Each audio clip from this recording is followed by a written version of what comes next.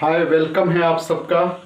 तो आज हम लोग one of the most important periodic properties that is ionisation energy, जिसको आयनेशन एंथैल्पी भी कहते हैं, आयनेशन पोटेंशियल पढ़ने वाले हैं।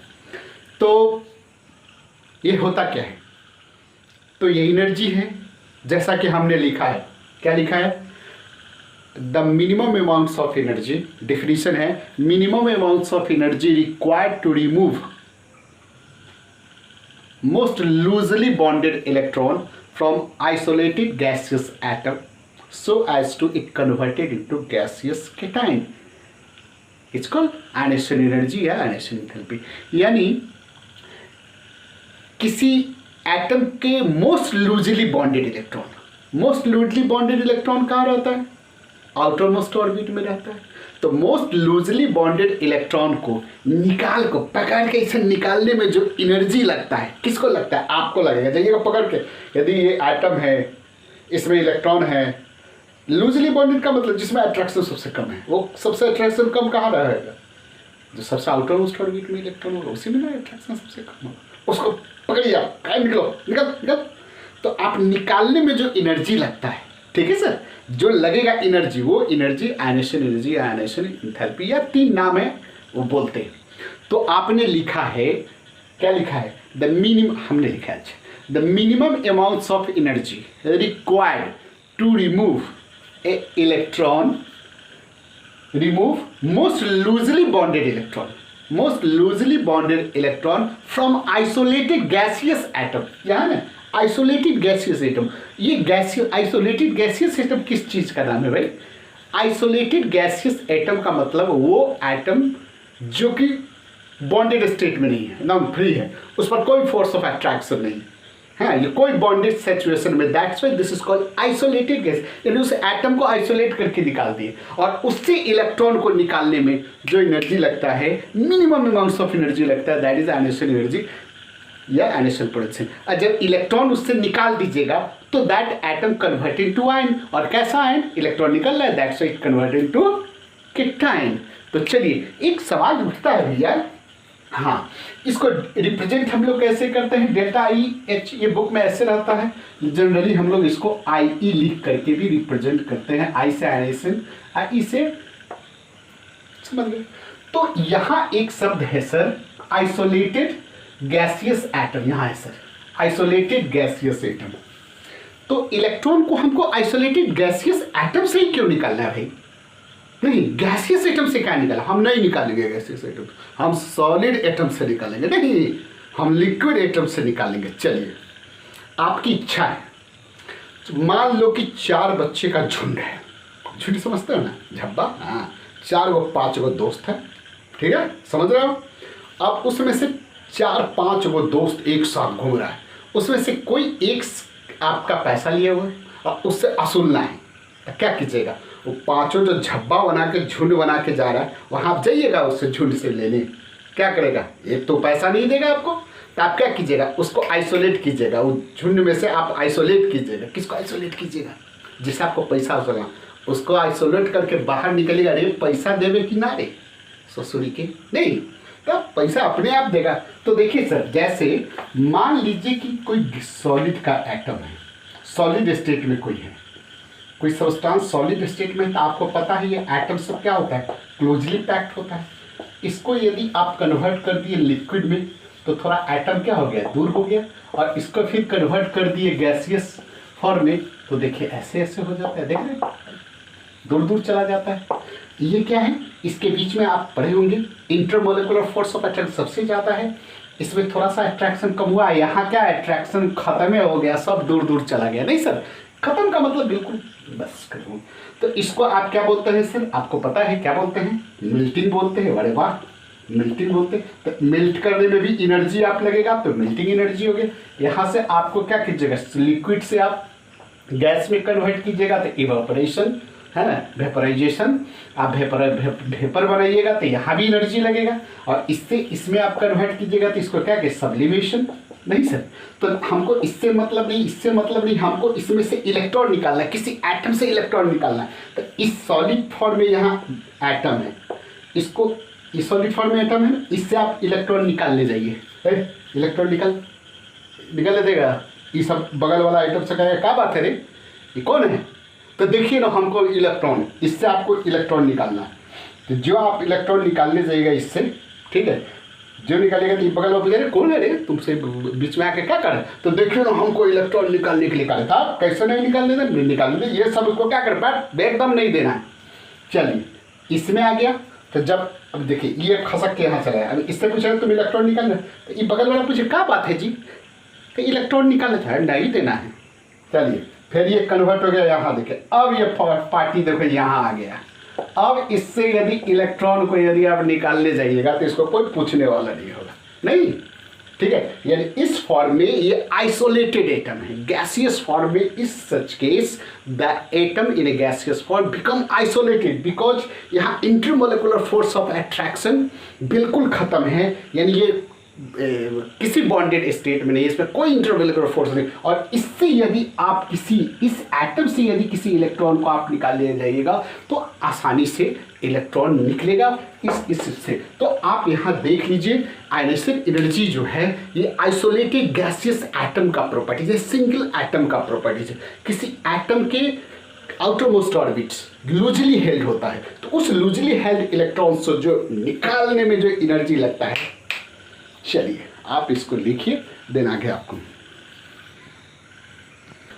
अब जरा देखिए यहां हम क्या किए, हम एक एटम बनाए हैं सर, यहां प्रोटॉन का संख्या 13 है और हम पहला ऑर्बिट में 2, दूसरा में 8, तीसरे में 3 इलेक्ट्रॉन बनाए, ठीक है सर। तो ये कोई एटम है जो गैसियस फॉर्म में है, ठीक है सर। इसके outer most loosely held electron यानी आउटर मोस्ट ऑर्बिट से एक इलेक्ट्रॉन्स को हम इलेक्ट्रॉन्स को क्या कर रहे हैं, रिमूव करना चाह रहे हैं। तो रिमूव करने में क्या होगा, ये सब ये न्यूक्लियस है, देखिए इस पर पॉजिटिव चार्ज है, ये सब क्या कर रहा है, इलेक्ट्रॉन सबको अट्रैक्ट किया हुआ। आप खींचने जाइएगा तो इसको क्या करेगा, अट्रैक्ट करेगा नहीं, तो आपको एनर्जी लगेगा। तो जो खींचने जाइएगा तो ये सब इसको इधर से खींचेगा, आप इधर से जोर लगेगा, ये सब इधर किया जाएगा, कैसे जोर लगे, इधर से जोर लगे नहीं। तो चलिए आपने क्या किया, एनर्जी आपने लगाया, तो यहाँ जो एनर्जी लगाए आप निकालने में, इलेक्ट्रॉन्स को आपने निकालने में क्या किया, एनर्जी लगाया। मान लीजिए ये एनर्जी आपका चूंकि ये एनर्जी एब्जॉर्ब होता है सर, ठीक है सर, तो हमने यहाँ Q1 किलो जूल पर मोल लिख रहा है, ठीक है। तो ये आपका गैसियस कैटायन में चेंज हो गया, एक इलेक्ट्रॉन निकल गया, ठीक है। तो इसके आउटर मोस्ट ऑर्बिट से एक इलेक्ट्रॉन को निकालने में जो एनर्जी लगा, ये Q1 किलो जूल पर मोल एनर्जी लगा, इसी को हम लोग आयनाइजेशन एनर्जी 1 यानी पहला इलेक्ट्रॉन को निकालने में जो एनर्जी लगा। इसी तरह से इस प्लस यानी गैसियस कैटायन से हमने दूसरा इलेक्ट्रॉन निकाल दिया, फिर एक इलेक्ट्रॉन निकाल दिए, तो ये 2+ हो गया। देखिए सर ये 2+ हो गया। इसमें मान लीजिए हमारा Q2 किलो जूल पर मोल एनर्जी लगा, तो ये इसको हम लोग क्या कहते हैं, आयनाइजेशन एनर्जी 2 कहते हैं। वैसे ही यदि हम इस तीसरा इलेक्ट्रॉन इससे निकाल दे तो ये 3+ हो गया, इसमें हमारा Q3 किलो जूल पर मोल एनर्जी लग रहा है, इसको हम लोग IE3 कहते हैं। तो आप बताइए इस I1 इन पहला इलेक्ट्रॉन का I2 दूसरा इलेक्ट्रॉन को निकालना, I3 तीसरा, सबसे ज़्यादा एनर्जी किस में लगेगा आप बता सकते हैं। ये जब इलेक्ट्रॉन निकालने जाएगा तो यहाँ क्या देख रहे हैं, 13 प्रोटॉन 13 इलेक्ट्रॉन को खींच रहा है इक्वल। जब ये निकल जाएगा तो 13 प्रोटॉन कितना बच गया, 12 प्रोटॉन को खींच रहा है, तो निश्चित रूप से अट्रैक्शन बढ़ जाएगा। नहीं, 13 प्रोटॉन 13 इलेक्ट्रॉन को खींच रहा है, तो इफेक्टिव न्यूक्लियर चार्ज आप देखेंगे, चले जाइए आप लेक्चर नंबर 10 में आप इसे बताएं, तो इसमें बराबर है। तो एक इलेक्ट्रॉन निकल जाने के बाद प्रोटॉन तो इतना ही, लेकिन इलेक्ट्रॉन घट के 12 हो गया, निश्चित रूप से अट्रैक्शन बढ़ गया। तो फिर आप निकालने जाइएगा तो एनर्जी आपको ज़्यादा लगेगा। फिर आप तीसरा को निकालने जाइएगा, यहाँ तीसरा को निकालने जाइएगा तो और प्रोटॉन तो इतना ही, इलेक्ट्रॉन घट गया तो अट्रैक्शन फोर्स बढ़ जाएगा, तो आपको ज़्यादा एनर्जी लगेगा, ठीक है सर। और वैसे भी आप जानते हैं कि जो आप इलेक्ट्रॉन निकालिएगा, है ना, प्लस चार्ज होगा तो साइज थोड़ा सा कम जाएगा। क्यों कम जाएगा? क्योंकि अट्रैक्शन फोर्स न्यूक्लियस और आउटरमोस्ट ऑर्बिट के करने के कारण ये गैप बढ़ जाएगा, अट्रैक्शन फोर्स बढ़ जाएगा, साइज घट जाएगा, तो आपको निकालने में एनर्जी ज़्यादा लगेगा। तो निश्चित रूप से जो जो आप इलेक्ट्रॉन निकालते जाएंगे, यानी गैसियस के टाइम पर पॉजिटिव चार्ज बढ़ता चला जाएगा, साइज छोटा थोड़ा सा हो जाता है, अट्रैक्शन फोर्स न्यूक्लियस और आउटरमोस्ट ऑर्बिट के बीच में बढ़ जाता है, तो आपको इलेक्ट्रॉन को निकालने में एनर्जी ज़्यादा लगाना पड़े। दैट्स वाई इस तीनों में बताइए ऑर्डर क्या होगा, ऑर्डर ऑफ आयनेशन एनर्जी क्या होगा? तो आपको पता है कौन होगा, IE3 is greater than IE2 then IE1। सबसे ज़्यादा एनर्जी किस में लगेगा? ये होगा। सबसे ज़्यादा एनर्जी किसका होगा? IE3 का, देन दिस का, देन दिस का। और क्यों? सो आप समझ के चलो, इसको कॉपी कीजिए। हाँ, एक और जहाँ देख लीजिए, यहाँ देखिए हम यूनिट जो होता है, यूनिट चूंकि एनर्जी है तो एनर्जी का यूनिट क्या होगा? तो इसको हम लोग इलेक्ट्रॉन वोल्ट में भी, इसको इलेक्ट्रॉन वोल्ट पर एटम में भी रिप्रेजेंट करते हैं, या किलो जूल पर मोल में भी एक्सप्रेस करते हैं, या किलो कैलोरी पर मोल में भी किसको आयनेशन एनर्जी को एक्सप्रेस करते हैं। और आप जानते हैं कि 1 कैलोरी इक्वल टू 4.184 यानी सीधे 4.2 जूल होता है, ठीक है सर। तो और 1 electron volt equal to 1.6 into 10⁻⁻19 joule होता है। तो ऐसे आप कन्वर्ट कर सकते हैं एक दूसरे में। तो दिस इज यूनिट। और आगे हम लोग देखते हैं। तो नेक्स्ट है व्हाट इज द फैक्टर, कौन सा फैक्टर है जो आयनेशन एनर्जी को इन्फ्लुएंस करता है, ठीक है सर। यानी कौन सा फैक्टर है जो आप इलेक्ट्रॉन को निकालने जाएंगे तो आपको एनर्जी कम या ज़्यादा लगेगा। तो चलिए देखते हैं। तो आपको क्या लगता है सर? यही एटम है, मान लीजिए एटम, ये न्यूक्लियस है, यही ना खींच के रखता है। मान लीजिए हम इस इलेक्ट्रॉन को निकालने जा रहे हैं, ठीक है सर। तो ये क्या करता है? इसको अट्रैक्ट करके रखता है, खींचता है। ये इधर खींचता है, आप इधर खींचते हैं, नहीं, ये न्यूक्लियस इसको पकड़े हुए टाइप है, आप इसको जाते हैं, अरे चलो निकलो, नहीं। तो देखिए क्या क्या चीज होगा। तो सबसे पहला क्या आपको लगता है? सबसे पहला है एटम का साइज। नहीं, ये एटम का साइज एकदम कॉमन है सर। एटम का साइज जितना ही बड़ा होगा, अट्रैक्शन फोर्स उतना ही कम होगा। साइज जितना ही छोटा होगा, अट्रैक्शन उतना ही ज्यादा होगा, ठीक है सर।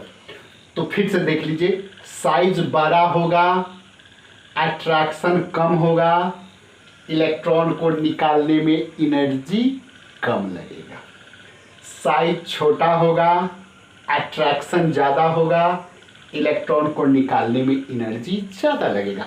तो what is this relation between ionisation energy and size? Inversely, ठीक है सर। साइज बड़ा, आयनेशन एनर्जी कम, साइज छोटा, आयनेशन एनर्जी ज़्यादा। तो क्लियर है। दूसरा फैक्टर है न्यूक्लियर चार्ज, यानी इसमें प्रोटॉन का संख्या, ठीक है सर। यदि ये ऑर्बिट सेम रहे और इसमें प्रोटॉन का संख्या बढ़ जाए तो सिंपल सा बात है, इसमें प्रोटॉन का संख्या बढ़ जाएगा, मतलब न्यूक्लियर चार्ज बढ़ जाएगा, अट्रैक्शन फोर्स बढ़ जाएगा। अट्रैक्शन फोर्स बढ़ जाएगा तो आयनेशन एनर्जी बढ़ जाएगा, यानी अट्रैक्शन बढ़ जाएगा तो आपको इलेक्ट्रॉन को निकालने में एनर्जी ज़्यादा लगेगा, यानी आयनेशन एनर्जी बढ़ जाएगा। तो ये भी एक फैक्टर है। लेकिन ये न्यूक्लियर चार्ज में जैसे हम नेक्स्ट अच्छा एक मिनट, क्या है शिल्डिंग इफेक्ट या इफेक्टिव न्यूक्लियर चार्ज? आप लेक्चर नंबर 10 में चले जाइए, इस पर बड़ी डिटेल से हमने डिस्कस किया है कि what is shielding effect, what is shielding constant और what is effective nuclear charge and what is nuclear charge. तो आप उसको निश्चित रूप से क्लिक करेंगे, आप उसका लिंक हम डिस्क्रिप्शन बॉक्स में दे दिए हुए हैं। आप लेक्चर नंबर 8 को जरूर देखेंगे, तब ज़्यादा हम यहाँ उतना विशेष नहीं बताने वाले। तो देखिए क्या कह रहा है। अब देखिए आप क्या सोच रहे हैं कि जैसे मान लीजिए कि सरकार क्या किया, केंद्र सरकार पैसा भेजी गरीब के लिए, कितना 10,000 रुपया। नहीं तो गरीब यहाँ नीचे बैठा हुआ, केंद्र सरकार में 10,000 रुपया भेजा गरीब के लिए। क्या लगता है भाई साहब, 10,000 ही गरीब को मिल जाएगा क्या? बीच में जो भाई साहब सब बैठे हुए हैं, क्या वो खाएंगे नहीं क्या? बिल्कुल खाएंगे। तो नेट क्या है यदि गरीब को आप यहाँ 10,000 रुपया भेज रहा है केंद्र का सरकार, तो गरीब को मिल कितना रहा है, जितना भी मिल रहा है सर कमीशन, अब क्या बोला जाए, तो बीच में खाएगा। तो मान लीजिए कि इसमें 4,000 रुपया खा गया तो 6,000 मिला, ठीक है सर। लेकिन बीच में खाने वाला कैसा है उस पर भी तो निर्भर करता है, हो सकता है नहीं खाए, नहीं तो नहीं खाएगा, क्या नहीं खाएगा, बीच में डिस्टर्ब करेगा। तो पहला तो 10,000 भेजेगा तो 6,000 मिला नहीं, कहीं 4,000 यहाँ खिला रहे हैं, कहीं ऐसा भी तो हो 6,000 खाते तो 4,000 मिलेगा, तो बीच में खाने वाला, ठीक है सर। और एक और बात है, 10,000 भेज रहा था तब ना, कहीं 20,000 भेजेगा तो 20,000 भेजेगा तो कितनों खा जाएगा, तो अभी ज़्यादा रहेगा। तो यही बात है, ये प्रोटॉन का संख्या बढ़ेगा, ठीक है, तो निश्चित रूप से अट्रैक्शन बढ़ेगा नहीं। लेकिन बीच वाले का भी आप ध्यान दीजिए, ये बीच वाला जी ये क्या है, ये इलेक्ट्रॉन जो है ये क्या करता है, हम बताए हुए उसमें, इस दोनों हीरो हीरोइन के बीच में ये खलनायक का काम करता है, ये खलनायक का काम करता है, ये गाना गाता है। क्या गाना गाता है, तेरे मेरे बीच में जो आएगा वो यहाँ जगह पा जाता है, समझ रहे हैं सर। ये क्या कर रहा है, ये सब इस दोनों के बीच में डिस्टर्बेंस का काम करता है। ये सब इलेक्ट्रॉन इस न्यूक्लियस को कहता है आप इसको अट्रैक्ट करें, क्या हम लोग इलेक्ट्रॉन नहीं है, क्या हमको भी अट्रैक्ट कीजिए, ठीक है। तो ये सब यहाँ डिस्टर्ब करता है, तो disturbance created by this electrons is called shielding effect. जाके देखिए, और हर इलेक्ट्रॉन्स का एक अपना शिल्ड करने का वैल्यू होता है।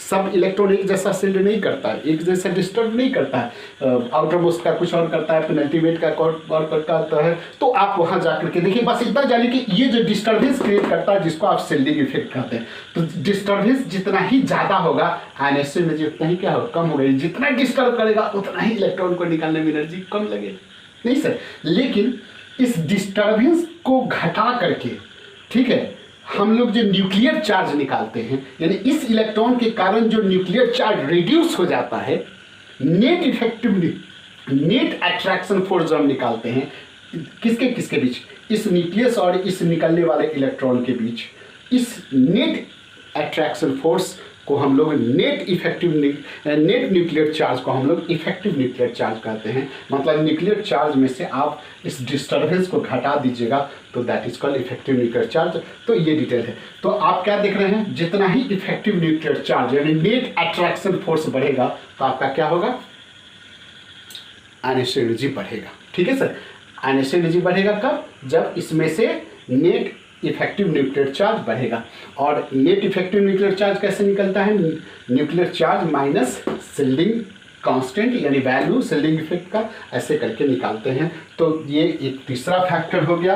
क्या हो गया, पहला साइज है, साइज बड़ा होगा तो आप समझ रहे हैं, साइज छोटा होगा तो क्या होगा, न्यूक्लियर मतलब देखिए ये एक दूसरे से रिलेटेड है सर, इसका उतना वैल्यू नहीं है, ये मेन है, यानी ये इससे रिलेटेड है, यानी ये इसमें समाया हुआ है। बस इसका वैल्यू यही है कि बस वही जो एग्जांपल में दिए कि यदि 10,000 भेजता है तो 10,000 के बदले 20,000 भेज जाए। हाँ, लेकिन मेन क्या है, तो नेक्स्ट है फोर्थ है पेनिट्रेशन इफेक्ट। पेनिट्रेशन इफेक्ट, मान लीजिए कि एक ही ऑर्बिट में 4 सबसेल है SPDF। ठीक है सर, तो आप जानते हैं S का शेप तो नहीं जानते हो तो ठीक है, S है स्फेरिकल सबसेल। तो उसका जो डिस्ट्रीब्यूशन होता है, उसका जो प्रोबेबिलिटी डिस्ट्रीब्यूशन होता है, डेंसिटी होता है, वो बड़ी हाई होता है, यानी उसमें पेनिट्रेशन इफेक्ट ज़्यादा होता है। यानी वो ऐसे यदि मान लीजिए कि हमारा न्यूक्लियस है सर, ये न्यूक्लियस है और ये चौथा ऑर्बिट है, मान लीजिए ये चौथा ऑर्बिट है, तो SPDF यानी ये ऐसे हुआ, S is more closely than that of the nucleus. तो निश्चित रूप से इस सब सेल का न्यूक्लियस का हम एक ही ऑर्बिट में मान लीजिए 4 सब सेल SPDF है, तो S is more closely than nucleus than other subshell like PDF। तो आपको S से इलेक्ट्रॉन निकालने में ज़्यादा एनर्जी लगेगा देन P देन D या F। But this is applicable for wherever electron remove from same orbit से S का आयनेशन एनर्जी ज़्यादा होगा, P से P का ज़्यादा होगा, D से D का ज़्यादा होगा, F का। तो this is the 4 factor which influence ionisation energy. चलिए कॉपी कीजिए। नेक्स्ट है मेरा half fill full fill configuration. तो फिफ्थ फैक्टर जिस पर आपको एडिशन डिपेंड करता है, जैसे half fill full fill configuration कहता है कि half fill full fill configuration, half field वाला फुल फिल दो कन्फिग्रेशन आप एटमिक स्ट्रक्चर देखें में, such configuration require more stability. क्यों? तो आप इस तरह तो नहीं, आप देखें तो उससे आप स्टेबल से आप इलेक्ट्रॉन निकलने जाइएगा तो इतना बुड़वक है, निकलने देगा? नहीं निकलने देगा सर, नहीं। तो निश्चित रूप से यदि और सब फैक्टर आपको बहुत आसपास हो, बहुत करीब हो, साइज फैक्टर या सेलिंग फैक्टर, ये सब फैक्टर यदि लगभग बराबर हो, तो उस समय those configuration of atom which have half filled acquired high ionization energy, required high amounts of energy to remove their electrons। ठीक है, उससे इलेक्ट्रॉन निकलने में आपको ज़्यादा एनर्जी लगेगा, दैट्स वाई उसका आइनेशन एनर्जी एक्सेप्शनली थोड़ा सा बढ़ जाएगा। ठीक है, तो ये भी एक फैक्टर है। तो चलिए इसको देख लीजिए। अब हम लोग पीरियोडिक ट्रेंड्स की बात करते हैं, यानी ग्रुप और पीरियड में यदि हम बढ़ते हैं तो आइनेशन एनर्जी का क्या होता है। तो चलिए बहुत आसान है, आप लेक्चर नंबर फिर बोल रहे हैं 10 में आप देखिए, उसमें लगभग हम बता चुके हैं। क्या बता चुके हैं कि साइज का क्या होता है या कुछ आइनेशन एनर्जी का। तो देखिए इसमें यदि हम ग्रुप में लेफ्ट टू राइट बढ़ते हैं सर, लेफ्ट टू राइट बढ़ते हैं तो क्या होता है आपको पता है। एटॉमिक साइज, पहला क्या है एटॉमिक साइज यानी atomic radius, atomic size atomic radius decrease करता है।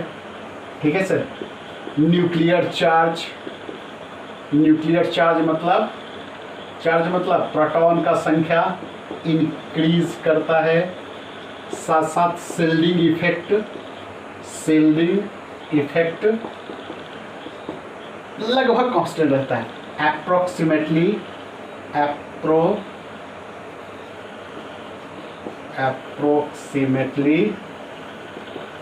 कांस्टेंट होता है। 10 इफेक्टिव न्यूक्लियर चार्ज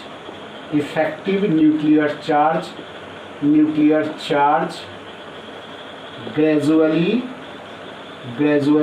इंक्रीज करता है। अब लीजिए निम्न ऊपर से करेला।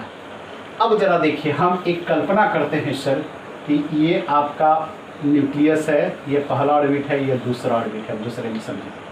आप चले जाइए लिथियम से ही, ऐसे लिथियम, बेरिलियम, बोरॉन, ऐसे कार्बन, नाइट्रोजन, ऐसे करके आप सोचेंगे तो ज़रा सोच के देखिए। नाइट्रोजन, फास्फोरस ऐसे करके है सर, ऑक्सीजन, फास्फोरस ऐसे। तो देखिए आप लिथियम में, इसमें पहला ऑर्बिट, दूसरा में एक इलेक्ट्रॉन, बेरिलियम में जाएंगे तो एक और बढ़ जाएगा, बोरॉन में जाएंगे तो एक और बढ़ जाएगा, कार्बन में एक और बढ़ जाता है। तो क्या देखते हैं, शिल्डिंग इफेक्ट जो होता था, अब देखिएगा सेम ऑर्बिट में इलेक्ट्रॉन, प्रोटॉन का संख्या बढ़ने से इलेक्ट्रॉन जो बढ़ रहा है उसी ऑर्बिट में बढ़ रहा है, तो शिल्डिंग इफेक्ट उतना नहीं, मैं उसी ऑर्बिट में इलेक्ट्रॉन बढ़ने से शिल्डिंग इफेक्ट उतना नहीं बढ़ता था। बहुत अच्छा से उसमें बताया हुआ है, ऐसे दोहरा दे, उतना नहीं बढ़ता था, जिसके कारण प्रोटॉन का संख्या बढ़ा और इसका इनर सेल में डिस्टर्बेंस नहीं बढ़ा, तो ये अट्रैक्शन बढ़ जाता था। ठीक, अट्रैक्शन बढ़ जाता था और सेल नंबर चूंकि वही रहता था, जिसके कारण क्या होता, साइज घटा देता था। तो साइज घटता था, वहाँ आप देखे हैं यहाँ न्यूक्लियर चार्ज और प्रोटॉन का संख्या या इफेक्टिव न्यूक्लियर चार्ज यानी नेट अट्रैक्शन बढ़ गया, और इधर जो बढ़ रहे हैं साइज कमता जा रहा है। ठीक है सर, यानी न्यूक्लियस का अट्रैक्शन बढ़ता जा रहा है और साइज छोटा होता जा रहा है। तो आपको इलेक्ट्रॉन जब निकालने जाइएगा तो क्या होगा, आसानी से निकलेगा? नहीं, बिल्कुल नहीं निकलने देगा। कुछ एक्सेप्शन को यदि छोड़ दिया जाए तो जो आप लेफ्ट टू राइट पीरियड में बढ़ते हैं, आइनेशन एनर्जी क्या होगा, इंक्रीज करता है। आइनेशन एनर्जी इंक्रीज करता है। क्यों, आपसे कोई पूछे क्यों इंक्रीज करता है तो क्या बताइए, लेफ्ट टू राइट यदि हम बढ़ते हैं तो एटम का साइज घटता है तो आप समझ रहे हैं। न्यूक्लियर चार्ज को आप गौर भी करके बात कीजिए तो आप कहिएगा इफेक्टिव न्यूक्लियर चार्ज, क्योंकि उसमें न्यूक्लियर चार्ज आता है। इफेक्टिव न्यूक्लियर चार्ज का nuclear charge minus shielding effect लगभग कांस्टेंट रहता है। आप जस्ट बताएं तो न्यूक्लियर चार्ज, शिल्डिंग इफेक्ट वही है, न्यूक्लियर चार्ज बढ़ा तो इफेक्टिव न्यूक्लियर चार्ज ऑलरेडी बढ़ जाएगा, तो अट्रैक्शन फोर्स बढ़ गया। साइज घट गया, अट्रैक्शन फोर्स बढ़ गया, और तब आप इलेक्ट्रॉन निकालने जाइएगा तो क्या होगा भाई साहब, आप जानिए रहे, ज़्यादा अमाउंट्स ऑफ एनर्जी आपको लगाना होगा, ज़्यादा जोर लगाना पड़ेगा। That's why value of energy gradually क्या हो जाएगा, इंक्रीज कर जाएगा। तो चलिए अब ऐसे ही यदि आप ग्रुप में जाएंगे तो ग्रुप में ऊपर से नीचे आते हैं तो निश्चित रूप से आपका आयनेशन एनर्जी डिक्रीज करता है। क्यों डिक्रीज करेगा, तो सबसे पहला बात तो यहाँ होगा कि एटॉमिक साइज इंक्रीज कर जाता है, अल्लाह बढ़ गया। दूसरा, न्यूक्लियर चार्ज यहाँ भी बढ़ता है सर, न्यूक्लियर चार्ज यहाँ इंक्रीज करता है, लेकिन होता क्या है कि शील्डिंग इफेक्ट इंक्रीज कर जाता है, सो इफेक्टिव न्यूक्लियर चार्ज, देखिएगा effective nuclear charge remain constant, या तो कांस्टेंट रहता है किसी में या स्लाइटली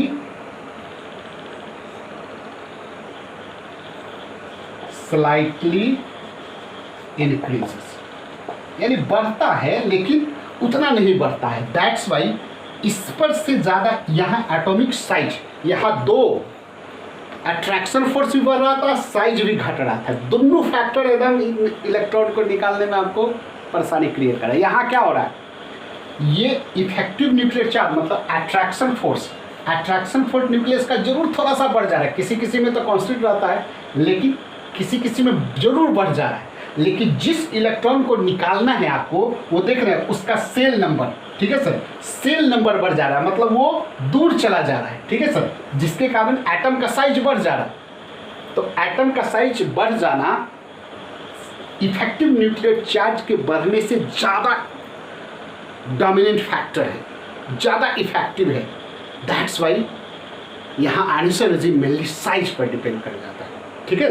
कुछ एक्सेप्शन को छोड़, एक्सेप्शन क्या उसका है कहानी, उसको छोड़ दिया जाए तो नॉर्मली क्या होगा कि जो आप ऊपर से नीचे आएंगे तो आयनेशन एनर्जी घटेगा, क्योंकि यहाँ मेनली किस पर डिपेंड करता है, साइज पर। इफेक्टिव न्यूक्लियर चार्ज वहाँ रोल प्ले नहीं कर पाता, कहीं रोल प्ले कर जाता है। कुछ इस ढंग की बातें जो आप पी ब्लॉक में जाएंगे तो अभी उस सब में आपको नहीं ले जा रहे हैं, तो वहाँ देखिए जहाँ ये अपना कुछ रोल प्ले करेगा, कुछ हिस्सा आ जाएगा कि ये कहेगा हाँ हमारा हिस्सा न बात करिए, हमने है एकदम, ठीक है। तो न्यूक्लियर चार्ज जहाँ बढ़ जाएगा जहाँ, तो वहाँ कुछ थोड़ा सा अपने ऊपर नीचे वाले एलिमेंट से ऐसा हो जाता है, क्या हो जाता है, आयनेशन एनर्जी बढ़ जाएगा। जैसे हम Li Na K Rb Cs ऐसे आए ऊपर से नीचे आए, तो हम लोग क्या करें, जो ऊपर से नीचे बढ़ेंगे हमारा क्या होगा, साइज बढ़ता चला जाता है, तो क्या होगा, आयनेशन एनर्जी क्या हो जाएगा, डिक्रीज करता चला जाएगा। क्यों, क्योंकि सबका सेल नंबर बढ़ता चला गया, यानी साइज बढ़ता चला गया। न्यूक्लियर चार्ज यानी इफेक्टिव न्यूक्लियर चार्ज बढ़ा, लेकिन जिस इलेक्ट्रॉन को निकालना है वो बहुत दूर चला गया, इसलिए आयनेशन एनर्जी घट जाता है।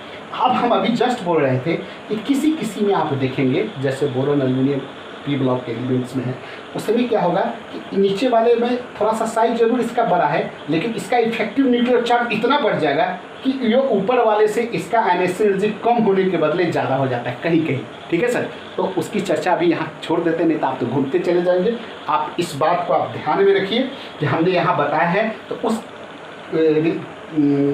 केस में नीचे वाले का साइज थोड़ा सा बड़ा होने के बाद भी आयनेशन एनर्जी बढ़ जाएगा, ठीक है, जहाँ ये फैक्टर अपना रोल प्ले करने लगता है। तो इसका डिटेल हम लोग बस अभी उतना आपको नहीं दे रहे हैं। तो this is the factor, this is the periodic trends about the ionisation energy. तो चलिए इसको और दिखाते हैं, कॉपी कर लीजिए। चलिए हम अपनी बात को ऐसे समझाते हैं आपको। हमने कहा कि जैसे ऊपर से नीचे आते हैं तो साइज बढ़ता है, आयनेशन एनर्जी घटता है, सिंपल सा ट्रेंड है, आप ऐसे ही बात करेंगे। लेकिन ऐसा नहीं सर, जो बोले वही है। तो जब साइज पर ही केवल डिपेंड करता है तो nuclear charge, effective nuclear charge, फिर क्या मतलब है सर। आपको टेंशन देना हम नहीं चाह रहे थे कि अभी आपको टेंशन दिया जाए, क्योंकि इनऑर्गेनिक का दुनिया में जाइएगा तो सब नहीं आपका टेंशन होगा। जो बात आप कहेंगे कि यही होता है तो थोड़ी देर के बाद आपको कहा जाएगा ये एक्सेप्शन है। तो आपको थोड़ा सा तनाव आपको नहीं भेजना चाह रहे थे, लेकिन थोड़ा सा दे देते हैं ताकि ज़रा देखिए। जैसे आप इसमें आइए, ऊपर से नीचे आते हैं साइज बढ़ता है, एनर्जी घटता है, ऊपर से नीचे आते हैं साइज बढ़ता है, एनर्जी घटता है। ऐसा ही होता तो फिर क्या बात है सर, जैसे एगो थोड़ा सा झटका आपको दे रहे हैं, बोरोन से एल्युमिनियम, गैलियम, विलियम, थैलियम, ऐसे इसमें देखिए, इसमें देखिए, इस सबको छोड़िए अभी बाद में देखिएगा, इसमें ज़रा इसमें से आ गए। जैसे ऊपर से नीचे आते हैं तो मेरा क्या होना चाहिए सर, सिंपल सा बात है, ऊपर से नीचे ग्रुप में तो क्या साइज बढ़ता है तो एनर्जी घटना चाहिए। ठीक है ठीक है ठीक है। देखिए हमने यहाँ लिखा boron, aluminium, gallium, William, thallium लिखा। साइज देखिए क्या है, बोरोन से एल्युमिनियम का ज़्यादा, अब लीजिए गैलियम का क्या हो गया, कम गया। अरे वाह, यहाँ देखिए साइज भी कम गया। अब लीजिए फिर यहाँ नीचे बढ़े साइज बढ़ गया, फिर नीचे बढ़े साइज बढ़ गया। ठीक है सर। तो साइज यहाँ देख रहे छोटा हो जाना, एक क्वेश्चन यहाँ ये है। चलिए अब एनर्जी देखिए, देखिए इससे इसका क्या हो गया, कम गया, क्योंकि साइज बढ़ जाएगा तो कमेगा, क्योंकि साइज बढ़ेगा तो एनर्जी कमेगा, तो देखिए कम गया। ठीक है। और यहाँ देखिए ये बढ़ इसलिए गया होगा कि साइज कम गया। अब चलिए यहाँ से नीचे आइए, यहाँ से नीचे आए तो फिर क्या है, साइज बढ़ रहा है तो एनर्जी कम गया। अब यहाँ से यहाँ आए तो लो साइज भी बढ़ गया, एनर्जी भी बढ़ गया। तो ऐसे थोड़ी होता है सर। तो चलिए आपको बिना तनाव थोड़ा सा आपको बता दे, क्या बता दे सर, देखिए गैलियम का साइज इसलिए यहाँ अचानक क्या हो गया था, घट गया था एल्युमिनियम के तुलना में, क्योंकि इसमें डी आ जाता है। देख रहे हैं सर, यहाँ डी इलेक्ट्रॉन आ जाता है, डी इलेक्ट्रॉन होने के कारण डी के इलेक्ट्रॉन का शिल्डिंग बहुत कम होता है, इसलिए अट्रैक्शन फोर्स इतना ज़्यादा बढ़ गया है कि ये साइज देखिए थोड़ा सा इससे इसका घट गया। और जब साइज घट जाएगा तो एनर्जी क्या हो जाएगा, बढ़ जाए भी करेगा, सिंपल सा बात। देख रहे हैं, यही बात हुआ। मेन कहानी यहाँ है सर, यहाँ देखिए थैलियम के केस में देखिए, इंडियम के तुलना में थैलियम में क्या देख रहे हैं, साइज भी बड़ा है और एनर्जी भी बड़ा है। नहीं, साइज भी बड़ा है और एनर्जी भी बड़ा है। देख रहे हैं, इससे एनर्जी बड़ा है। इसका कारण है इसमें, यहाँ देखिए थैलियम में 4f, इसमें f का इलेक्ट्रॉन आ जाता है। f का शिल्डिंग इफेक्ट बहुत कम होता है। शिल्डिंग इफेक्ट कम होने के कारण देख रहे हैं इसमें 49 प्रोटॉन है, इसमें 81 प्रोटॉन है, यानी न्यूक्लियर चार्ज इतना ज़्यादा है। तो न्यूक्लियर चार्ज बढ़ने से इलेक्ट्रॉन कहाँ बढ़ेगा, इनर सेल में बढ़ेगा। इनर सेल में कहाँ, 4f में बढ़ेगा। 4f का डिस्ट्रैक्शन यानी शिल्डिंग इफेक्ट बहुत कम है, जिसके कारण इफेक्टिव न्यूक्लियर चार्ज थैलियम में इतना ज़्यादा हो जाता है इंडियम के तुलना में, क्योंकि साइज थोड़ा सा बड़ा होने के बावजूद भी अट्रैक्शन फोर्स इतना ज़्यादा होता है कि इलेक्ट्रॉन जब थैलियम से निकालने जाइएगा सर तो आपको ज़्यादा एनर्जी लगेगा। इसीलिए थैलियम का एनर्जी साइज इंडियम के तुलना में बड़ा होने के बावजूद भी एनर्जी ज़्यादा होता है। ठीक है। तो इसमें क्यों हुआ, क्योंकि 4f इलेक्ट्रॉन आ जाने के कारण इसमें अचानक इसका अट्रैक्शन फोर्स बढ़ गया। गैलियम का साइज थोड़ा सा क्यों एल्युमिनियम से घट गया था, क्योंकि अचानक इसमें डी इलेक्ट्रॉन आ गया था। तो ये सब बहुत सारी बातें हैं जो आप बाद में भी पढ़ेंगे। अब चलिए सर, हम ये तो डिस्कस कर लिए। अब हम नॉर्मल किसी यदि हम बढ़ते हैं, हाँ ऐसे भी आपको आएगा। डी ब्लॉक में आप पढ़ेंगे, डी ब्लॉक में आप जाएंगे, जैसे ये है, ये 3D आप जानते हैं, फर्स्ट ट्रांजिशन सीरीज है, ये सेकंड ट्रांजिशन, ये 3D, ये हम बताए हुए हैं। यदि इस एलिमेंट से आप इधर आते हैं तो क्या होगा, साइज बढ़ना चाहिए, बढ़ना चाहिए ना, बढ़ना चाहिए। हाँ जी, बढ़ता है, कोई टेंशन नहीं, बढ़ता है। यानी इस एलिमेंट के तुलना में, इसको 3D सीरीज बोलते हैं, आपको पता है। इसके तुलना में आप चलिए इसी में आइए, इससे इधर आ गए तो क्या होगा, साइज नीचे आ गया ना, ग्रुप में तो साइज बढ़ना चाहिए, बढ़ रहा है, ठीक है। अब इससे जब इसमें आ गए तो साइज बढ़ना चाहिए, नहीं बढ़ता है, इसका नहीं बढ़ता है, इसके लगभग बराबर होता है। यानी 4D के सीरीज यानी इस सब एलिमेंट के तुलना में इस सब एलिमेंट का साइज लगभग बराबर होता है। तो क्यों, तो इसमें भी वही होगा कुछ, लेंथेनॉइड कॉन्ट्रास्ट, यानी f इलेक्ट्रॉन में जो न्यूक्लियर चार्ज बढ़ने से अट्रैक्शन फोर्स बढ़ेगा, शिल्डिंग इफेक्ट इसलिए नहीं बढ़ेगा कि इसमें इलेक्ट्रॉन 4f में चला जाता है, तो इसको लेंथेनॉइड कंट्रैक्शन करते हैं, जिसके कारण इस सब एलिमेंट का साइज ऊपर की तुलना में कम होना चाहिए, लेकिन इतना अट्रैक्शन फोर्स बढ़ता है कि ये लगभग इसके बराबर हो जाता है। तो ये सब बातें हैं जो आप आगे भी पढ़ेंगे। चलिए आप नॉर्मल बातें यदि हम देखते हैं किसी भी पीरियड में, जैसे हम लिथियम से बेरिलियम, बेरिलियम से बोरोन ऐसे भी बढ़ते हैं, तो ये तो सिंपल सा बात है सर। यहाँ देखिए इसमें हम क्या होंगे, इधर से इधर बढ़ रहे हैं, क्या टेंशन है भैया, इधर से इधर बढ़े तो मेरा साइज घट रहा है, साइज घट रहा है तो एनर्जी बढ़ना चाहिए, साइज घट रहा है तो एनर्जी बढ़ना चाहिए, ये बात ना। चलिए ठीक, बहुत अच्छा, ऐसा होता है। साइज घट रहा है इधर से इधर, तो एनर्जी मेरा बढ़ना चाहिए, क्लियर है। साइज घटा है एनर्जी बढ़ना चाहिए, ठीक। चलिए इससे इसका साइज कम है तो एनर्जी ज़्यादा होना चाहिए, बिल्कुल है। इससे इसका साइज छोटा है तो एनर्जी इसका ज़्यादा होना चाहिए, नहीं है। यहाँ हमको जवाब देना होगा। इससे इसका साइज छोटा है तो एनर्जी ज़्यादा है, बिल्कुल है, ठीक है। यहाँ से इसका साइज क्या है, छोटा है तो एनर्जी ज़्यादा है, ठीक है। इससे इसका साइज छोटा है तो एनर्जी इसका ज़्यादा होना चाहिए, इससे नहीं है, यहाँ उल्टा है। इसका साइज तो सबसे बड़ा है तो एनर्जी क्या होना चाहिए, सबसे कम होना चाहिए। बाप, साइज इसका साइज भी बड़ा है एनर्जी भी ज़्यादा। तो यहाँ 3 क्वेश्चन बन रहा है, यहाँ 1 2 3। तो यहाँ हम लोग क्या करेंगे, वाई IE1 यानी first energy of BE is more then B। और इसका जवाब छिपा हुआ है, देखिए BE में आप देखिए 4 1:2 2:2, देखिए। जबकि बोरॉन में 5 होता है 1:2 2:2 2p1। देखिए जब आप पहला इलेक्ट्रॉन निकालने जाएंगे तो यहाँ से निकालेंगे, फुल फील्ड से निकालेंगे, वाले से निकालेंगे, जबकि यहाँ आप निकालेंगे 2p से। पेनिट्रेशन इफेक्ट का यहाँ होगा, due to penetration effect, due to penetration effect. चूँकि दोनों पेनिट्रेशन इफेक्ट क्या होता है, एस का ज़्यादा होता है पी से, होता है ना। यहाँ देखिए ये सेम ऑर्बिट में, सेम दूसरे ऑर्बिट का ये एस सब सेल से निकल रहा है या पी से निकल रहा है, तो निश्चित रूप से यहाँ से फुल फिल है, ये कुछ नहीं है। तो इसका एनर्जी IE1 जो होगा ये बेरिलियम का ज़्यादा होगा बोरॉन का, ठीक है सर। पहला तो यही वजह है। चलिए जवाब तो आपका हो गया, लेकिन यदि हम आपसे ये पूछें कि सेकेंड एनर्जी का क्या होगा, तो चलिए इससे यदि आप एक इलेक्ट्रॉन निकाल दी तो 1:2s1 हो गया। अब बोरॉन से यदि आप एक इलेक्ट्रॉन निकाल दिए तो क्या हो गया, 1:2s2 हो गया। अब क्या होगा, अब बताइए। अब यहाँ देखिए दोनों का कंडीशन, पेनिट्रेशन इफेक्ट दोनों, इसमें भी एस है इसमें भी एस है, ठीक है। तो अब इसमें साइज के आधार पर देखिए, साइज इसका छोटा है ना, तो निश्चित रूप से इसमें IE2 जो होगा वो बोरॉन का ज़्यादा होगा BE से, ठीक है। अब आ जाइए तीसरा केस यदि आप निकाल सकते हैं। तीसरा केस यदि आप निकाल दीजिए IE3 निकालने के लिए, तो BE2+ निकालिए तो 1:2 हो गया।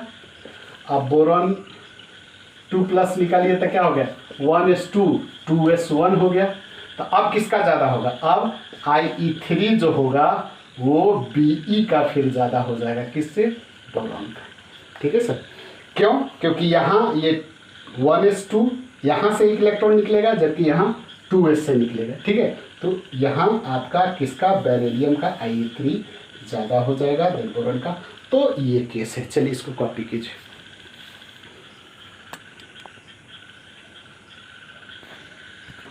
अब नेक्स्ट ऐसे कर सकते हैं कि वैसे ही why IE1 of N is more than O, oxygen से क्यों ज़्यादा है।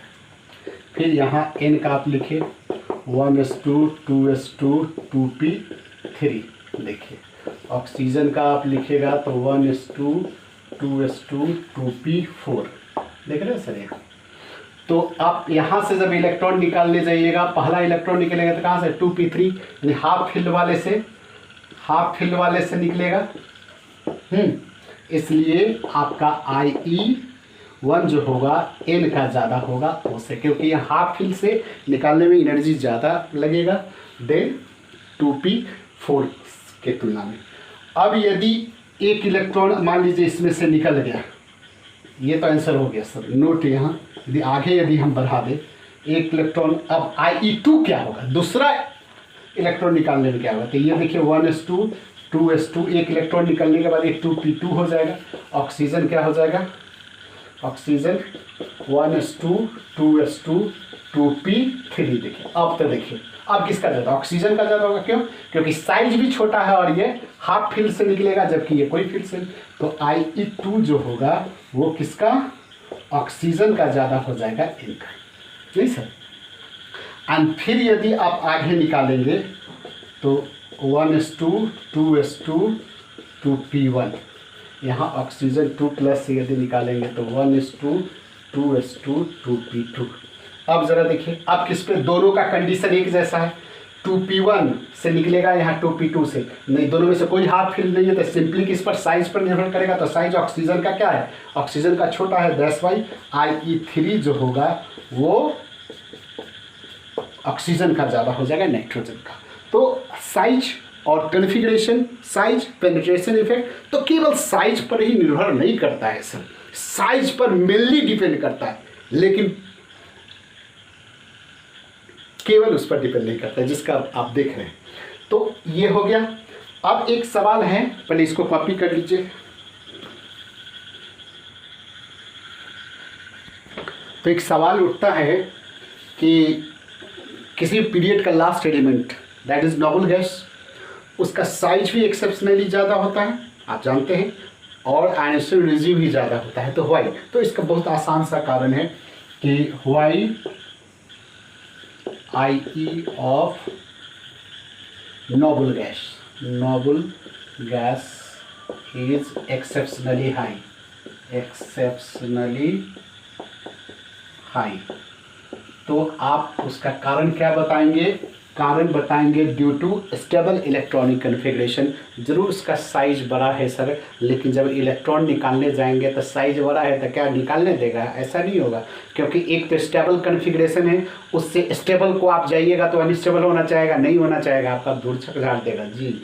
तो निश्चित रूप से इलेक्ट्रॉन नहीं निकलेगा। तो और साइज बड़ा होने के बावजूद भी अट्रैक्शन फोर्स उसका इतना ज़्यादा होगा कि उसका एनर्जी एक्सेप्शनली हाई होता है। क्या लिखेगा, due to stable electronic configuration, due to stable electronic configuration they have exceptionally high value of Ionization energy in spite of their high Ionization energy। चलिए, तो चलिए नेक्स्ट हम लोग इसका पढ़ते हैं application of Ionization energy, ionization enthalpy. तो चलिए कहाँ कहाँ एप्लीकेशन है, तो पहला एप्लीकेशन देखिए सर, मेटालिक कैरेक्टर आप जानते हैं, इलेक्ट्रॉन लूज करने वाला कैरेक्टर। तो लूज करने वाला कैरेक्टर, आयनाइजेशन एनर्जी जितना ही कम होगा, मतलब इलेक्ट्रॉन निकालने जाइएगा तो आसानी से निकल जाएगा ना, तो आसानी से निकल जाएगा, यानी आयनाइजेशन एनर्जी कम होगा तो मेटालिक कैरेक्टर ज़्यादा होगा। तो क्या होगा सर, इसका मेटालिक कैरेक्टर मतलब इलेक्ट्रॉन लूज होने वाला कैरेक्टर क्या है, inversely proportional to ionization energy. Ionization energy कम होगा तब मेटालिक कैरेक्टर ज़्यादा होगा, ठीक है। चलिए दूसरा, नॉन मेटालिक कैरेक्टर मतलब इलेक्ट्रॉन को गेन करने वाला, है ना। तो निश्चित रूप से इसका जो संबंध होता है डायरेक्टली होता है नॉन मेटालिक कैरेक्टर, ये जनरली आयनाइजेशन एनर्जी के डायरेक्टली। तीसरा, रिएक्टिविटी ऑफ मेटल रिएक्ट कैसे करता है सर, इलेक्ट्रॉन लूज करके नहीं, वही metallic character, reactivity electron lose करके। तो निश्चित रूप से यहाँ क्या होगा, रिएक्टिविटी में भी कैसा संबंध होगा, वैसे ही जैसा कि मेटालिक कैरेक्टर में है, रिएक्टिविटी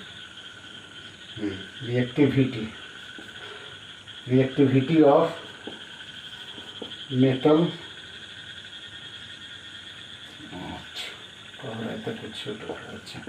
रिएक्टिविटी ऑफ मेटल कैसा होगा सर, जैसे inversely proportional to ionization energy, ठीक है सर।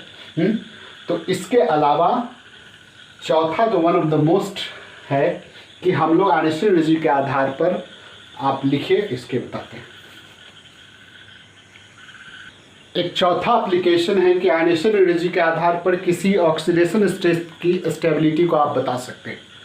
यदि आयनाइजेशन एनर्जी दिया हुआ है किसी एलिमेंट का, तो पहला आयनाइजेशन एनर्जी कितना है, दूसरा क्या है, तीसरा क्या है, चौथा क्या है, तो सक्सेसिव आयनाइजेशन एनर्जी का डिफरेंस निकाल करके आप बता सकते हैं कि कौन सा ऑक्सीडेशन स्टेट उसका ज़्यादा स्टेबल है, ठीक है, कहता है कि if the difference between two successive element,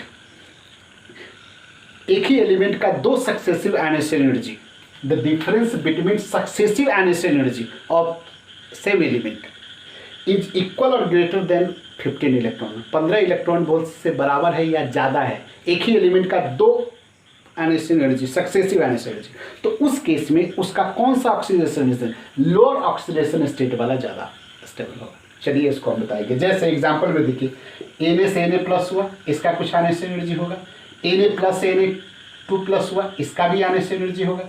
इस दोनों का डिफरेंस कितना है, इतना 42.7। तो इस केस में एक ऑक्सीडेशन स्टेट यह है, एक ऑक्सीडेशन स्टेट, तो कौन ज़्यादा स्टेबल होगा, लोअर वाला, यानी ये ज़्यादा स्टेबल है। क्यों? क्योंकि इस दोनों के इनिशियल एनर्जी का डिफरेंस जो यह है वह इससे 15 इलेक्ट्रॉन वोल्ट से ज़्यादा है। होना क्या चाहिए, इक्वल या ग्रेटर 15 इलेक्ट्रॉन वोल्ट से ज़्यादा होगा। तो उस केस में दो इनिशियल एनर्जी, यानी इसका कुछ वैल्यू हुआ होगा, इसका भी कुछ वैल्यू होगा, दोनों का डिफरेंस इतना है, यानी इससे ज़्यादा है। दैट्स वाई उस केस में दोनों में से कौन सा, लोअर ऑक्सीडेशन स्टेट वाला, यानी यहाँ इस एग्जाम्पल में Na plus is more stable. चलिए, यदि डिफरेंस इस वैल्यू के इक्वल या लेस हो, 15 इलेक्ट्रॉन वोल्ट से कम हो, तो उस केस में हाइयर ऑक्सीडेशन स्टेट वाला ज़्यादा होगा। जैसे Mg का देखिए, यहाँ Mg से Mg2 प्लस हुआ, Mg प्लस हुआ, Mg से 2 प्लस हुआ, उस केस में दोनों का डिफरेंस यह जो है वो 15 इलेक्ट्रॉन वोल्ट से कम है। तो उस केस में, कम के केस में देखो हाइयर ऑक्सीडेशन स्टेट, हाइयर वाला इस दोनों में कौन है, Mg2 प्लस है, तो Mg2 प्लस वाला ज़्यादा स्टेबल होता है। तो कॉपी कीजिए, इस पर दूसरा एग्जाम्पल आपको बताते हैं। जैसे आप इस एग्जाम्पल में देखिए, एल्युमिनियम का ये first initial energy, second, third, fourth हम दे दिए। डिफरेंस हम पहले दूसरे का निकाल रहे हैं, ये इतना है, दूसरे तीसरे का निकाल रहे हैं, तीसरे और चौथे का निकाल रहे हैं, इतना है। तो क्या देख रहे हैं, ये जो दो है, पहला और दूसरे का डिफरेंस ये आया, दूसरे और तीसरे का डिफरेंस, ये दोनों ही वैल्यू 1450 किलो जूल पर मोल से कम है। तो कम है तो लोअर ऑक्सीडेशन स्टेट वाला ज़्यादा स्टेबल होगा। जबकि यहाँ इसमें देखिए 8822 है, यानी 1450 से ज़्यादा है, तो इसमें आपका लोअर ऑक्सीडेशन स्टेट वाला, मतलब ये ज़्यादा स्टेबल है। ये सब में हाइयर वाला ज़्यादा स्टेबल है और इसमें क्या है, लोअर वाला ज़्यादा स्टेबल है। ठीक है सर। तो इस केस में आप देखिए एल्युमिनियम, इस सब में क्या है, ये 1450 से क्या है, कम है तो हाइयर वाला ज़्यादा स्टेबल है। हाइयर वाला मतलब इससे ज़्यादा ये स्टेबल, इससे ज़्यादा ये, मतलब ये सबसे ज़्यादा स्टेबल हो। और इस दोनों में यदि तुलना करते हैं तो ये देखिए, इसमें तुलना करते हैं, यानी Al3 प्लस Al4 प्लस में कौन ज़्यादा स्टेबल है। तो देखिए इतना वैल्यू आया, ये वैल्यू क्या है, 1450 से ज़्यादा है। तो इस केस में लोअर वाला, तो लोअर वाला क्या होगा, ये दैट्स वाई Al3 प्लस जो होता है वह मोर स्टेबल देन किससे, Al प्लस से होता है। हाँ, Al प्लस से या Al2 प्लस से ज़्यादा स्टेबल होगा। यानी इस दोनों में, फिर से देखिए, ये दोनों में, इस सब में देखिए, ये दोनों का वैल्यू क्या है, इससे कम है तो क्या होगा, ज़्यादा ऑक्सीडेशन स्टेट वाला ज़्यादा स्टेबल। तो यानी इससे ज़्यादा ये स्टेबल, इससे ज़्यादा ये स्टेबल होगा, ये स्टेबल होगा। जबकि इस दोनों में हम तुलना किए, इसमें तुलना किए, तो हमारा ये वैल्यू आ गया, ये वैल्यू क्या है, 1450 से ज़्यादा है, उसके केस में लोअर मतलब ये नहीं, तो कहता है Al3 plus is more stable. तो ये बातें हैं। नेक्स्ट एप्लीकेशन कहता है कि यदि हम एक ही एलिमेंट का दो सक्सेसिव इनिशियल एनर्जी में अचानक बहुत ज़्यादा डिफरेंस आ जाए, तो समझ जाइए जो इलेक्ट्रॉन को आप निकालने जा रहे हैं उसका सेल बदल गया, उसका आउटरमोस्ट सेल चेंज हो गया। ठीक है सर। कहता है high difference in two successive initial energy, यदि दो सक्सेसिव इनिशियल एनर्जी में अचानक बहुत ज़्यादा डिफरेंस आ जाए, तो समझ जाइए कि वो इलेक्ट्रॉन्स पहले किसी और ऑर्बिट से निकला था और बाद में किसी और ऑर्बिट से निकल रहा है। क्योंकि एक ही ऑर्बिट से, एक ही सेल से यदि दो सक्सेसिव इलेक्ट्रॉन निकालिएगा तो इनिशियल एनर्जी निश्चित रूप से बढ़ेगा। एक के निकलने के बाद दूसरा निकलेगा तो इनिशियल एनर्जी बढ़ेगा, लेकिन कितना बढ़ेगा, आपको एक नॉर्मल ट्रेंड्स होगा, थोड़ा सा जितना बढ़ना चाहिए वैसे बढ़ेगा। लेकिन अचानक बढ़ जाए, इसका मतलब है कि उसका सेल बदल जाएगा। तो इस बात का भी ध्यान आप रखिएगा, one of the most important चीज़ है सर। चलिए, जैसे हमने क्वेश्चन लिखा है, आयनिक एनर्जी 5 दिया हुआ है। पहला आयनिक एनर्जी इतना है, दूसरा इतना है, तीसरा इतना है, चौथा इतना है, पांचवा देखिए, पांचवा अचानक बढ़ रहा है, देख रहे हैं सर, देख रहे हैं, 7 से 14, 14 से 35, ये जो नॉर्मल बढ़ना चाहिए, देखिए 34 से ये बढ़ रहा है, लेकिन ये अचानक बढ़ रहा है। तो कह रहा है कि इसमें से कौन सा एलिमेंट है। सोडियम का देखिए ये है, लिख दिए। सोडियम देखिए पहला इलेक्ट्रॉन निकलेगा, उसके बाद दूसरे का, इसमें से देख रहे हैं लगातार थोड़ा थोड़ा बढ़ेगा, तो ये नहीं होगा। यहाँ देखिए इसमें से 5 इलेक्ट्रॉन निकलेगा, तो थोड़ा थोड़ा बढ़ना चाहिए, ठीक, थोड़ा थोड़ा बढ़ेगा। हाँ, यहाँ देखिए इसमें से पहला दूसरा का क्या होगा, सेम होगा, लेकिन जो तीसरा बढ़ेगा तो तीसरा का अचानक बढ़ना चाहिए, लेकिन तीसरा का अचानक नहीं बढ़ रहा है, इसलिए ये भी नहीं होगा, ये भी नहीं होगा। यहाँ देखिए इसमें देखिए 4 पी से 2 निकल रहा है, एस से निकल रहा है, एक ही आउटर मोस्ट शेल से 4 इलेक्ट्रॉन निकल रहा है, लेकिन जो पांचवा निकलेगा तो पांचवा पी से निकलेगा, यानी ऑर्बिट बदल गया तो एक्सेप्शनली इसका एनर्जी बदल जाएगा, देख रहे हैं, बदल जाएगा मतलब बढ़ जाएगा। तो देखिए दैट्स वाई ये आंसर आपका ये होगा। ठीक है सर, इस बात का ध्यान दें। अब एक ये भी जो हम स्टेबिलिटी ऑफ ऑक्सीडेशन स्टेट लिखे थे, उसके आधार पर क्वेश्चन है कि हम एक गिवन प्रोसेस में देखिए एनर्जी, पहला एनर्जी इतना दिया हुआ है, दूसरा एनर्जी इतना दिया हुआ है, तो कह रहा है कि इसमें कौन सा ज़्यादा स्टेबल ऑक्सीडेशन स्टेट है। तो हम लोग क्या करेंगे, एनर्जी का डिफरेंस निकालें, कितना है, 7.6 इलेक्ट्रॉन वोल्ट है, जो कि 15 इलेक्ट्रॉन वोल्ट से कम है, तो कम रहता है, तो उस समय क्या होता है सर, 15 इलेक्ट्रॉन वोल्ट के इक्वल या लेस रहता है, तो उस समय हमारा कौन हायर ऑक्सीडेशन स्टेट वाला, हायर ऑक्सीडेशन स्टेट मतलब M+ और Mg2+ में से, यानी हायर ऑक्सीडेशन स्टेट वाला ज़्यादा स्टेबल होगा। दैट्स वाई यहाँ ये आपका आंसर हो गया। चलिए कॉपी कीजिए। देखिए हमने यहाँ एक क्वेश्चन लिखा है कि the 3 successive ionic energy of element, एक ही एलिमेंट का 3 सक्सेसिव आयनिक एनर्जी का वैल्यू दे रहा है। पहला आयनिक एनर्जी का वैल्यू इतना है, दूसरे का इतना है, तीसरे का इतना है। तो आपको बताना है कि इस तीनों से predict which of following oxidation state is more stable, +1 +3 या +2 या +3। तो फिर वही बात, हम जब इसका डिफरेंस निकालेंगे, इसका डिफरेंस ये 5.5 हो गया, यानी क्या है 15 पॉइंट से क्या है, कम है। यहाँ देखिए इसका निकालेंगे तो ये 127.5 के करीब आ जाएगा। तो निश्चित रूप से यहाँ इस दोनों में देखिए, इस दोनों में क्या है, ये 15.5 से कम है। जब कम रहता है, ठीक है सर, जब कम है तो उस केस में देखिए इस दोनों में क्या है, पहला और दूसरा में, पहला और दूसरे का तुलना कीजिए तो ये डिफरेंस 5.5 इलेक्ट्रॉन वोल्ट आया, यानी 15 इलेक्ट्रॉन वोल्ट से कम है। और कम रहता है तो हायर ऑक्सीडेशन स्टेट, यानी इस दोनों में ये ज़्यादा स्टेबल होगा। क्लियर। अब इस दोनों का तुलना कीजिए, इस दोनों का एनर्जी का डिफरेंस निकाल लेते इतना, यानी 15 इलेक्ट्रॉन वोल्ट से बहुत ज़्यादा। और जब ज़्यादा रहता है तो उस समय लोअर ऑक्सीडेशन स्टेट, माने इस दोनों में फिर ये स्टेबल हो गए, है ना।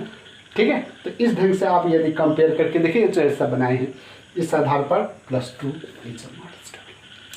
फिर आप एक क्वेश्चन हम लिखे कि which of following isoelectronic species have lowest ionic energy.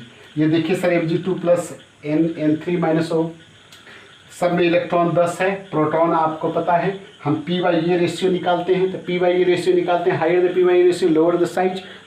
Lecture number कितना, नहीं एटॉमिक साइज में आप देखिएगा, lower higher the P/E ratio lower the size. तो सबसे ऑर्डर ऑफ साइज क्या हो जाएगा, ऑर्डर सबसे छोटा साइज इसका होगा, देन इसका यानी सबसे छोटा साइज Mg2+ का होगा, सबसे बड़ा Na3+ का होगा, यानी P/E रेशियो कम होगा तो साइज बड़ा होगा। तो देखिए साइज का ये हो गया।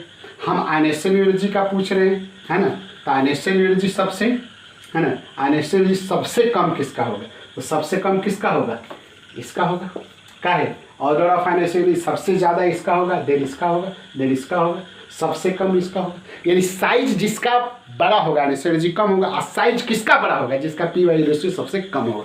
तो इस आधार पर यह है। तो चलिए आज के लेक्चर को यही ख़त्म करते हैं। और भी ऑब्जेक्टिव क्वेश्चन बना सकते हैं, लेकिन वीडियो थोड़ा बड़ा हो गया, तो नेक्स्ट वीडियो में हम लोग फिर मिलते हैं। Next periodic properties, electron gain enthalpy के बारे में डिस्कस करेंगे।